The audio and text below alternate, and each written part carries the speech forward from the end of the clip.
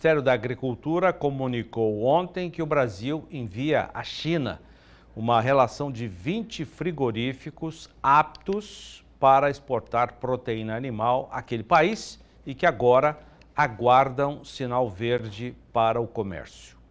Segundo o Ministério, há 77 estabelecimentos brasileiros preparados para vender carnes aos chineses.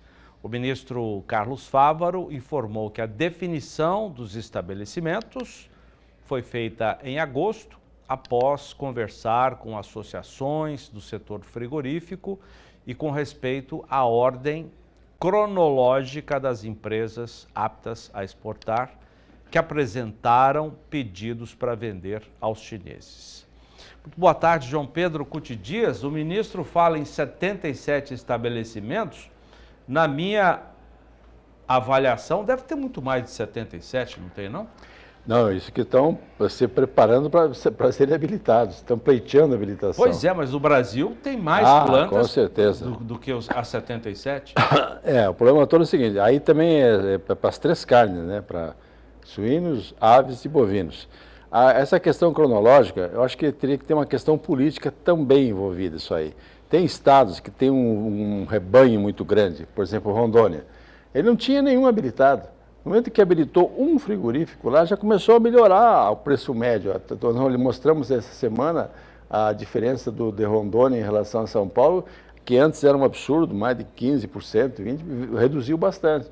E um dos fatores, com certeza, deve ser a questão de frigorífico habilitado para exportar para os chineses. A mesma coisa o Pará. O Pará é um estado que tem um potencial fantástico de produção de carne e até agora parece que só tem apenas um frigorífico. Então eu acho que além da questão cronológica, o tempo que eles estão pleiteando, também acho que uma questão de distribuição espacial desses frigoríficos seria importante para a pecuária brasileira. E um outro detalhe, nós temos que voltar, cara, com a questão do protocolo. Não, é impossível de aceitar que um país como o nosso, que tem um status sanitário muito bom em todas as criações, não é só em bovinos. Bovinos não tem febre aftosa e já tem muito estado que não tem febre aftosa e nem vacinação. E não tem gripe aviária, não tem peste suína africana. Essa questão do protocolo que nós temos com os chineses, e que um caso apenas dessa atípico, né? Atípico. Não, e atípico, não é nem típico, é atípico. Pode barrar por 2, 3 meses as exportações.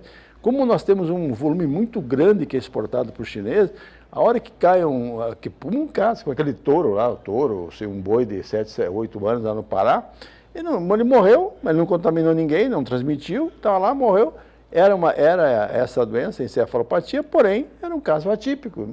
Agora, parar a exportação de todo o Brasil é muito complicado. Você cria um vácuo nisso aqui e cria um problema econômico sério, porque a partir da suspensão já começa a haver uma derrubada dos preços da arroba em todo o Brasil, não é só. Isso pode comprometer futuramente o embarque de carne para os próprios chineses. E eles dependem de nós, Adão. Há uma interdependência Brasil e China. A China tem 1 bilhão e 400 milhões de pessoas, habitantes. Ela tem 800 milhões de chineses de uma classe média com poder aquisitivo que começaram a comer carne bovina. Até então era só suíno e aves e tal. Hoje não, hoje a carne bovina já está uns 7 quilos, 7,5 kg por habitante ano.